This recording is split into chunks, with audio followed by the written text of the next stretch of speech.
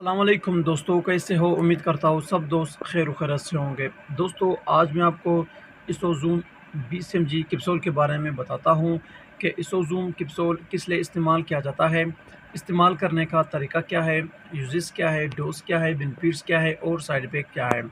मुकम्मल तफसील के साथ बात करते हैं इसी मुख्तसर वीडियो में। वीडियो को स्टार्ट करने से पहले आप तमाम दोस्तों से गुजारिश है कि मेरे इस चैनल इंफॉर्मेशन ऑफ मेडिसिन को सब्सक्राइब करो और साथ ही मौजूद बेल की आइकॉन पर क्लिक करो ताकि हर नए आने वाले वीडियो की नोटिफिकेशन आप पहले ही हासिल कर सको। दोस्तों, वीडियो को एंड तक देखो ताकि आपसे कोई भी चीज़ मिस ना हो जाए।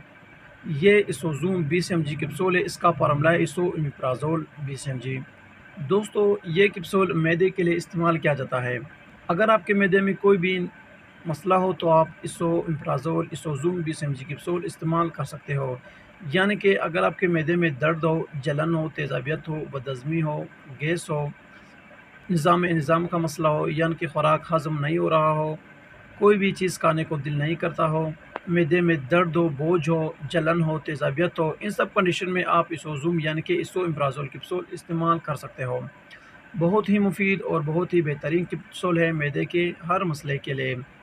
अक्सर ऐसे मैदे के पेशेंट होते हैं जो कोई भी चीज़ नहीं खा सकते हैं, क्योंकि जब वो खाते हैं तो उनके मैदे में दर्द होता है, जलन होता है, तेज़ाबियत होता है, बदहज़मी होता है, खुराक हज़म नहीं होता है। तो इसोमेप्राज़ोल इसोज़ूम 20 mg कैप्सूल इन सब कंडीशन में आप इस्तेमाल कर सकते हो।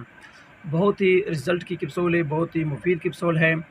दोस्तों, अब इसकी बेनिफिट्स तो हो गए, अब इस पे जो साइड इफ़ेक्ट होते हैं यानी कि इसके इस्तेमाल करने से जो साइड इफ़ेक्ट होता है उस पर बात करते हैं और इसकी डोज़ पर बात करते हैं। दोस्तों, हर मेडिसिन के बेनिफिट्स के साथ-साथ साइड इफ़ेक्ट भी होता है। अगर आप हर मेडिसिन को सही तरीके से इस्तेमाल करते हो, अपने डॉक्टर की हिदायत के मुताबिक यूज़ करते हो और इस्तेमाल करते वक़्त एक्सपायरी डेट चेक करते हो, तब इसके कुछ ख़ास साइड इफ़ेक्ट नहीं होते हैं।